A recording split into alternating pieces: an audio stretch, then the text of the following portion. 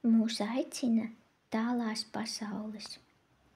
Leģendas apgalvo, ka cilvēku mūžīgās dzīves patiesā jēga ir izzināšana un pilnveidošanās. Planēta, uz kuras cilvēks šobrīd dzīvo, ir skola, kurā tiek apgūts noteikts kurss. Tā saskaņā ar leģendām uz Mēnesi cilvēks ir izgājusi pamatskolu, dzīvnieka pirmscilvēku skolu. Uz Zemes mēs tagad apgūstam vidusskolas kursu, mācāmies cilvēku skolā. Lai nonāktu nākamajā kursā, augstskolā, jeb dievcilvēku skolā, mums vajadzēs pāriet uz citu planētu, un tā tālāk, bezgalīgi. Mūžīgā eksistence kosmosā nevar tikt ierobežota ar vienu planētu. Kad dzīvojot uz vienas planētas, ir apgūts viss, sekot dzīvi uz citām planētām.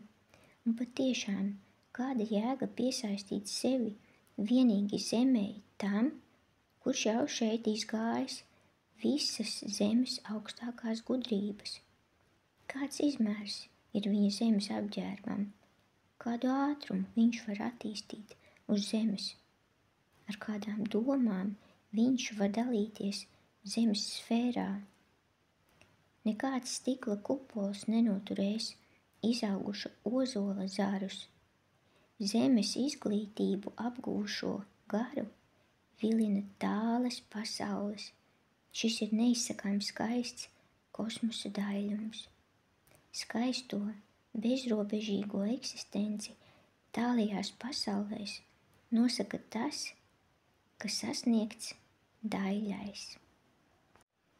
Un Maitreja saka: mīļie ceļinieki, paraugieties augšup, un ja Zemes ilūziju vietā jūs vēlēsieties lidot tālāk, tad arī spārni izaugs te.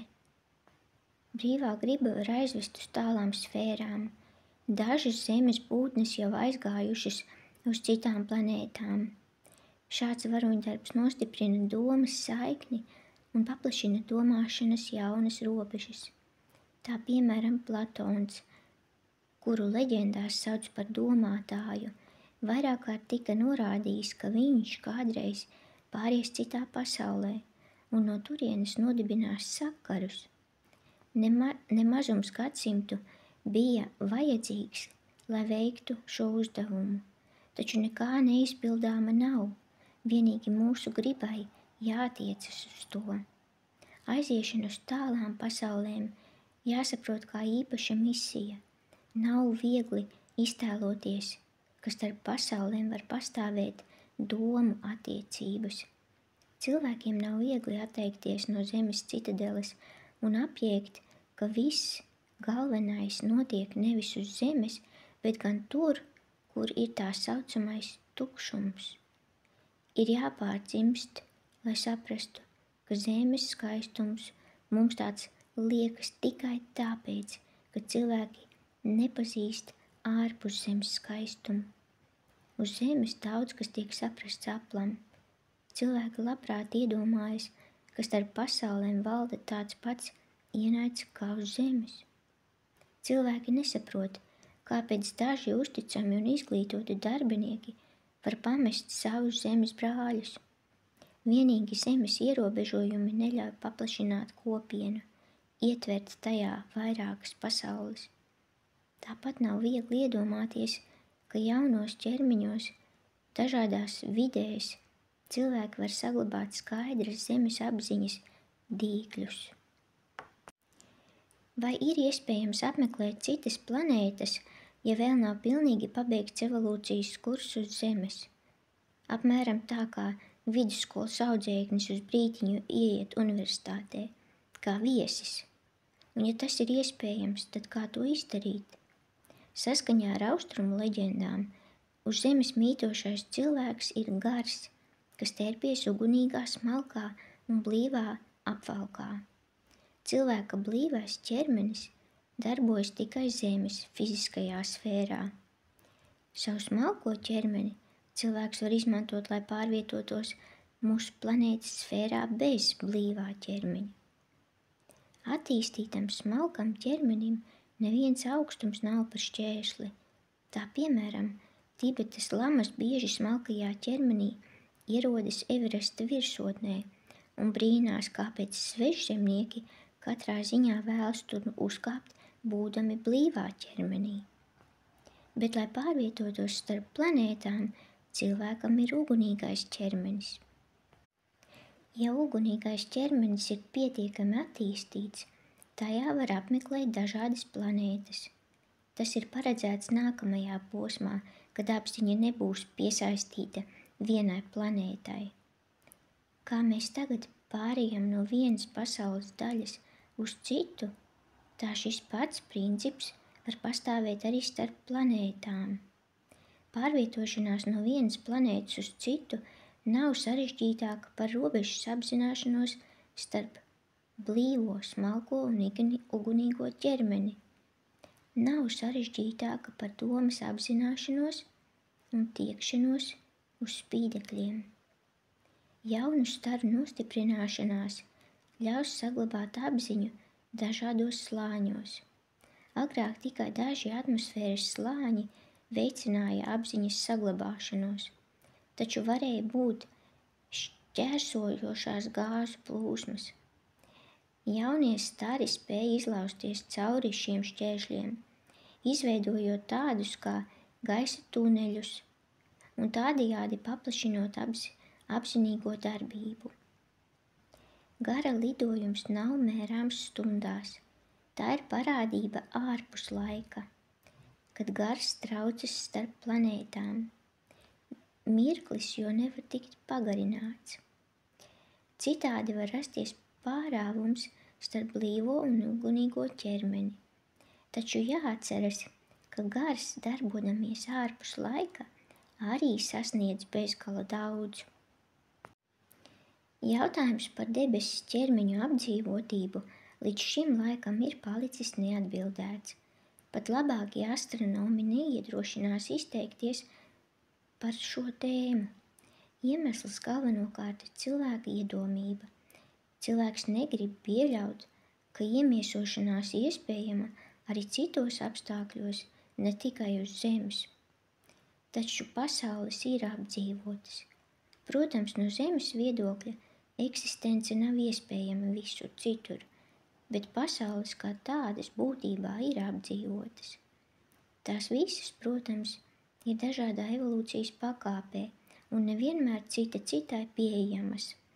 Taču nebūs liela kļūda, ja teiksim, ka visi izpaustie izplatījumi ir apdzīvoti. Mikroskops uzrādīs dzīvību jebkurā planētas vietā. Tas pats likums valda arī izplatījumā. Tomēr būs kļūda, ja visas pasauļu dzīves iztēlosimies atbilstoši mūsu šodienas izpratnei. Mēs tik viegli aizmirstam vakardienu un tik maz zinām par rītdienu, ka daudz mūsu spriedumi ir tikai kā rudens lapas vējā. Jāapzinās vienkārša lieta, ka kosmosa ķermeņu apdzīvotība nenozīmē Zemes formas. Par dzīvi uz citām planētām nevar spriest pēc Zemes dzīves līmeņa. Mūsu eksistēšanas veidu nekādā ziņā nevar uzskatīt par attiecināmu uz citām planētām. Daba un dzīvība uz citām mūsu Saules sistēmas planētām pilnīgi atšķiras no tā, kas pastāv uz mūsu Zemes. Cilvēka evolūcija tiek uzskatīta par visuma vainagu, taču Zemes cilvēks salīdzinājumā, teiksim, ar Jupitera vai Venēras iemītniekiem, pēc savas formas un audiem ir vēl pārāk raupšs. Uz augstākajām planētām ir mazāk dzīvnieku, un attīstības ziņā tie ir daudz pilnīgāki. Tā piemēram, uz Venēras nemaz nav kukaiņu un plēsoņu. Tur ir īsta lidojošā valstība. Lido cilvēki, lido putni un pat zīvis. Turklāt putni saprot cilvēku valodu. Putnu apspalvojums un zivju krāsas ir apbrīnojami saskaņotas un skaistas. Cilvēki nevar tuvoties tālajām pasaulēm tādā stāvoklī, kāds tiem ir uz zemes. Taču ugunīgajā ķermenī labākie gari jau ir tuvojušies citām planētām un smēlušies tur atmiņas par virsmas uzbūvi, par krāsu bagātību, par iedzīvotājiem. Šādi eksperimenti ir reti, tomēr tie ir.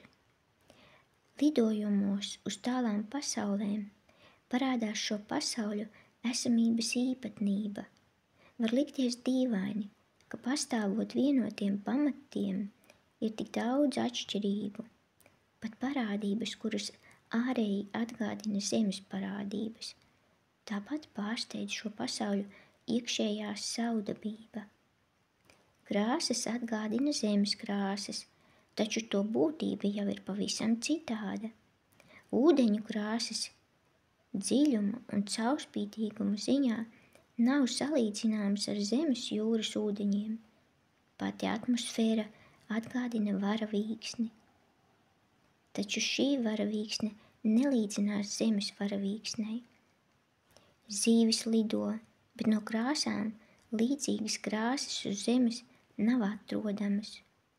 Putnu apspalvojums tālu pārspēj pat viskrāšņākos zemes putnus. Cilvēki atgādina zemes cilvēkus, bet tajā pašā laikā pārsteidz ar vissmalkākajiem audiem. Viss gandrīz atgādina labāko dziedājumu uz zemes, taču balsu būtība ir cita. Šāda atšķirība pārsteidz zemes cilvēka apziņu. Ir jāpierod pie daudzveidīgiem plašumiem. Labi tiem, kuri jau blīvajā ķermenī ir gatavi uztvert pasauļu daudzveidību. Nedomājiet, ka tā ir viegla lieta. Jāuzkrāj liela pieredze, lai pieļautu īstenību. Vārdā pieļautu ietverta evolūcijas būtība. Lūk, ko vēsta kāda leģenda par lidojumu uz augstāko planētu. Draugi, mēs lidojam un viegli uztveram tālo pasauļu mirdzumu. Mēs, kas esam tām pietuvojušies, zinām to būtību. Gribu jums pastāstīt, kāda man prātā palikusi tālā pasaule. Attālums līdz tā ir milzīgs, taču mēs lidojam tikai mirkli. Nevar spērt kāju uz jaunās svešās augsnes, pat ugunīgā ķermenī esot. Taču var redzēt jūru apveidus, var priecāties par burvīgām krāsām, par to, ka putni un zīvis lido. Cilvēki nav tādi kā mēs, un dīvaini pat teikt, bet jā, viņi arī lido. Viņu valodu nedzirdam, varbūt tāpēc, ka sfēra skan. Atceros ūdeņus ilgmi. Tā bija kā safīrs un smaragdzaļos augus un dārgakmeņiem līdzīgos kalnus. Likās, cilvēks nedrīkst spērt kāju uz tādas tīras augsnes. Pats gaiss ir mums nepanesams, bet saskārušies ar to, mēs ciešam, atgriežoties savā ķermenī, un atkal smokam nost, gluži kā šaurā apģērbā. Tur katrs eksperiments ir salds un grūts. Sirdī modušās ilgas pēc tālām pasaulēm rada īpaša veida skumjas. Sirdis, kuras baudījušas ko citu, nespēja samierināties ar noteikto zemes dzīvi. Un nekas neizdzēsīs atmiņas par tālajām pasaulēm tiem, kuri tām tuvojušies savā ugunīgajā ķermenī. Kā zvaigžņu skaits ir neaptverams, tā arī atmiņas par tālajām pasaulēm nav ietilpināmas vārdos. Tālo pasauļu redzējums vien jau pārveido dzīvi. Ja saprasta kaut daļiņa no dzīves citās pasaulēs, tas paliek spilgtā atmiņā uz visiem laikiem. Tāda tuvošanās jau ir apziņas apskaidrība. Ieskatīsimies tālajās pasaulēs, mēģināsim justies kā to līdzdalībnieki. Ir jāapzina apdzīvotās pasaules, ir jāsaprot šie domu okeāni, kas rada dzīvi kā mūziku. Kā mēs jau zinām no iepriekšējām leģendām, ar tumsas valdnieka pūliņiem mūsu planēta tika izolēta no citām pasaulēm. Planētu ietver necaurlaidīgi slāņi, kurus ir radījušas cilvēku ļaunās domas un cilvēku nīdēju darbība. Šie slāņi kavē domu pārraidi starp planētām. Radītās izolētības dēļ atpaliek ne tikai Zemes, bet arī Marsa un Saturna attīstība. Agni jogas mācībā teikts, ka sakari ar tālajām pasaulēm ir kārtējais evolūcijas uzdevums. Jācenšas izlaust kanālus brūnajā joslā, kas cieši apņem planētu. Citu pasauļu būtnēm būtu vieglāk caurdurt smacīgo Zemes atmosfēru, ja tām pretī traukto Zemes iedzīvotāju aicinājumi. Senā filozofija ieteica domāt par tālajām pasaulēm, domāt tā, it kā paši tajās līdzdarbotos. Šie norādījumi tika sniegti dažādās formās. Kāda tad ir to būtība? Šīs domas nevar būt abstraktas. Uzstājīgums norādījumos par līdzdarbošanos liecina, ka domām par tālajām pasaulēm ir liela nozīme.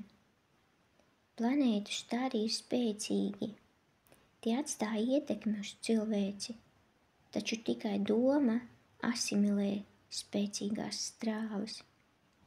Domāšanas procesā cilvēci var liederīgi uztvert tālās pasaules. Protams, lai panāktu šādu uztveri, jādomā tā, kā domā par kaut ko ļoti, ļoti tuvu.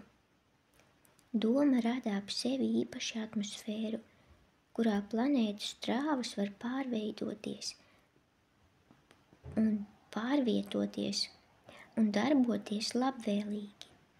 Par tālajām pasaulēm nebūtu nav jādomā nepārtraukti. Svarīgi ir vērst uz tām galveno domu, un tā dabiski plūdīs noteiktā virzienā. Domām par tālajām pasaulēm jābūt vienkāršām un bez šaubām. Reizēm ir liederīgi mierīgi pasēdēt, vēršot savu garu uz bezrobežību. Tā būs kā tālo pasauļu duša. Mums patiešām ir jāpiesaista šīs citu pasauļu strāvas, citādi tās var bez pēdām aizslīdēt garām. Doma ir kā magnēts, kas piesaista pozitīvās strāvas, un kā vairogs, kas neļauj piekļūt negatīvajām strāvām. Doma var sasniegt augstākās pasaules, neprasot tam nemaz daudz laika. Ir jāpēta domas ātrums. Šādi novērojumi ir noderīgi tālo pasauļu apzināšanai. Priekšstats par domu ārpus planētas robežām tai piešķir diženuma jēgu. Doma, tāpat kā domāšanas enerģija, iegūst pienācīgo nozīmi, ja tiek saprasta ārpus zemes robežām.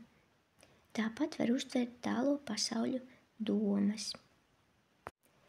Cilvēka pasaulīgā daba padara augstākās enerģijas gandrīz mēmas un nemanāmas. Protams, iekšējā iedarbība būs milzīga, taču maz ir tik sagatavotu apziņu, kas šos augstākos pieskārienus uztver. Nevajag domāt, ka tālo pasauļu vēstījumus var uztvert nesagatavoti cilvēki. Viņu dubultā daba, gan zemes, gan ugunīgā daba, grūti rod kopīgu izpausmi. Smalkāko enerģiju sintēze nav viegli uztverama. Par to runājam nevis tāpēc, lai sarūktinātu, bet gan lai ieaudzinātu jūsos pacietību un tiekšanos. Būtu pareizi domāt, ka magnētiskās strāvas veido starpplanētu kanālus. Starp pasauļu sakaru starojumam jāiet pa magnētisko viļņu kanāliem, taču garīgo apziņu, protams, arī nedrīkst aizmirst. Iespējas kontaktēties ar tālajām pasaulēm izpaudīsies pa gara kanāliem. Ir sacīts, ka skaņa nonāks pirmā. Kaut arī šie fragmenti būs rudimentāri kā robotiem, kaut arī paies gadi, līdz tiks izprasta sarežģītā būtība, taču nav noliedzams, ka šis iekarojums nesāksies observatorijās. Gara dzirde atnesīs pirmās vēstis. Saklausījuši kādas skaņu druskas, neatvairiet tās, jo ikviena no tām var palielināt cilvēces iespējamības. Ar laiku var parādīties nezināmi vārdi. Tālo pasauļu skaņas jau drīz vien var kļūt vadāmas. Pirmām kārtām tā būs skanēšana, jo šādā veidā tiek radīta vibrācija. Pie šīs skanēšanas ir jāpierod. Var saprast, ka tā saucamā sfēru mūzika visai bieži robežojas ar tālo pasauļu skanēšanu. Katrā ziņā, jebkura sfēru mūzika jau rada saikni starp pasaulēm, jo tā pati vibrācija sasniedz arī tālās planētas. Sfēru mūzikas būtību veido nevis tēma, bet ritms. Skaņu tīrības kvalitāte ir starpplanētu sakaru vats. Šīs skaņas ir dzirdamas daudzās tālajās pasaulēs, taču uz Zemes tās var sadzirdēt tikai augstienēs, turklāt nepieciešama muzikālā dzirde. Šaubu un noliekumu vietā labāk, lai skan tālo pasauļu stīgas. Ikreiz, kad mūs pārņem sajūta, ka dzirdam tāluma balsis, tā jau ir uzvara. Daži cilvēki pazīst sfēru mūziku un izplatījuma dziesmu. Tikai nedaudzi ir šo pakāpi sasnieguši, tomēr viņi, šie dzīves pārveidotāji, jau eksistē. Spriežot par tālajām pasaulēm, pirmām kārtām jāatsakās no Zemes kritērijiem. Var noslīgt astronomiskos skaitļos, taču tie netuvinās sadarbībai ar tālajām pasaulēm. Neviena mehāniskā ierīce nespēs tuvināt šo sadarbību. No miljardiem debesu ķermeņu var tikt ieraudzīti vēl daži simti, taču visspēcīgākais teleskops ir nieks salīdzinājumā ar bezrobežības realitāti. Izziņas iespējas palielina arī psihiskais spēks. Observatorijās būtu jāielaiž tikai godīgi gaišreģi. Mehānikai un psihei būtu jāapvienojas. Šīs sadarbības radīšana prasīs daudz ko koordinēt un pārbaudīt. Salīdzināšana ikreiz dod mums jaunas atziņas, un tādējādi pati par sevi jau ir vērtīga. Jau Babilonija un senā Ēģipte izmantoja šādu salīdzināšanu. Kā tiekties uz tālajām pasaulēm? Uz tālajām pasaulēm aicinām nevis tādēļ, lai atrautu no dzīves uz zemes, bet gan lai pavērtu jaunus ceļus. Mēs, cilvēces brāļi, zinām, ka ir liela, neizskaistināta un neiznīcināma īstenība, lai tālās pasaules dzīvo cilvēku apziņā kā brīnumaina valstība. Tur dzīves apliecinātājs ir daļums un centienu īstenojums. Tur ir gara uguns, tur ir mīlestības uguns. Tiekšanās uz tālajām pasaulēm ir cilvēka gara dabiska ievirze. Tālās pasaules ir mums norādītais ceļš. Tālās pasaules ir mūsu plašumi, dižās pasaules mātes iecerēs. Arī cilvēka garam, kas meklē plašumu, ir atklātas tālās pasaules. Teiksim tā, sasniedzamais var kļūt sasniedzams. tāpēc vērsīsim savu gribu uz bezrobežību visā tās skaistumā. Formas pasaule ir neierobežota, un attīstīta uztvere un iztēle pastāvošajai esamībai var pievienot daudzveidīgas parādības. Kādēļ gan nebagātināt savu dzīvi, apzinoties, ka garām, bez zemes dzīves patvēruma, ir vēl dārgumi, pēc kuriem tiekties? Kādēļ neatzīt, ka pasaules iekļaujas ķēdē, kas kopš rašanās ved uz nebeidzamu evolūciju? Tālās pasaules piepilda izplatījumu. Cilvēka apziņā tālo pasauļu kosmiskajam jēdzienam jādzīvo kā tālam mērķim. Tāla mērķa īstenošanos var tuvināt, izprotot tālās pasaules.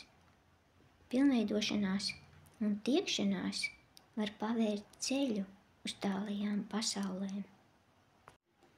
Mācība vērīgajiem saka: mostoties pieminiet tālās pasaules, dodoties pie miera pieminiet tālās pasaules.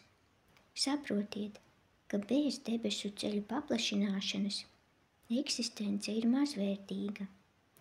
Jaunajai pasaulē nepieciešamas jaunas robežas. Meklētāji nevar dzīvot bez ceļa. Un ceļš nav šaurs, jo apņem visu debesu velvi. Viena lieta ir abstrakti spriest par tālajām pasaulēm. Cita lieta apzināties sevi kā to dalībnieku. Izkļūšana ārpus planētas robežām ir tuvākā atrašanās vieta.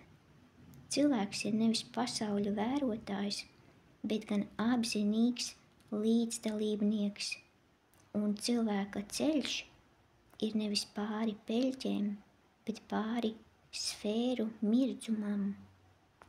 Mums katram sev jāiezīmē augšupejošu līniju, kura ved uz vienu no augstajām pasaulēm. Tuvākās pasaules, uz kurām mēs varētu vērst savu apziņu, ir Jupiters un Venēra. Mēs tiecamies uz tālajām pasaulēm. Mums jāiekļauj savā apziņā domu par dzīvi tālajās pasaulēs. Dzīves iespējamība uz tām mūsu apziņā ir kā tuvošanās kanāls. Tieši šī apziņa jāveido, gluži kā kanāls jāizrok. Pirms justies kā visu planētu viesim, sava apziņa jāpieradina pie Zemes mazajiem izmēriem. Nevis mūsu planēta Zeme jāiztēlojas mazāka, bet gan jāiedomājas tās vieta diženajā bezrobežībā.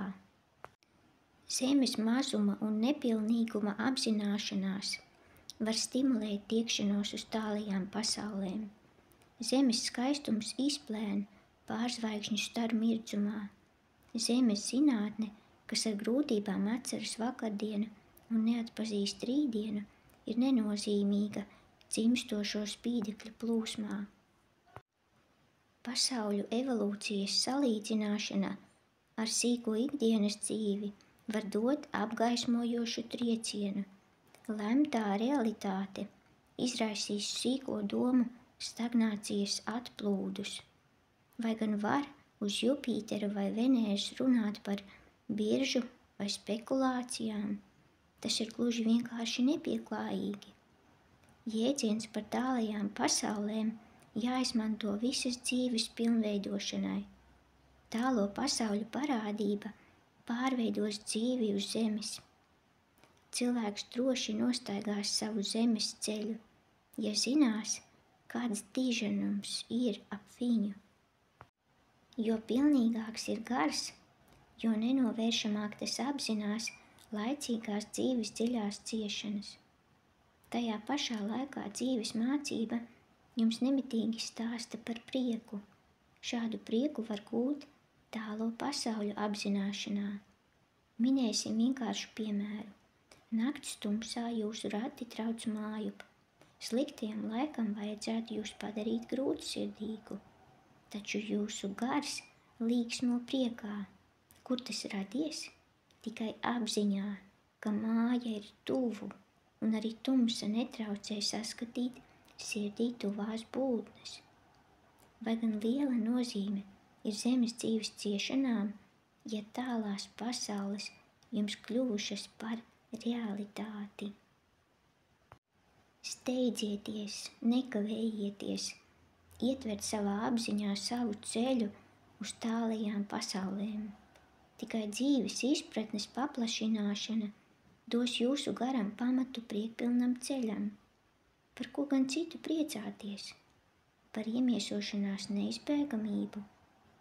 Taču bez priekšstata par nākotni iemiesošanās būs tikai bezjēdzīgs dzīves lapuses fragments. Šāda domāšana dod cilvēkam tiesības priecāties un ļauj tuvoties sadarbībai ar tālajām pasaulēm. Tieši vēlēšanās izzināt virza cilvēku uz iemiesošanās nomaiņu izpratni. Arī zemi neatstājiet novārtā. Tālo pasauļu apjaušana paplašina apziņu, taču tā nedrīkst novērst no zemes dzīves ciešanām. Citādi katrs aizlidos tālu un pametīs savu pavārdu.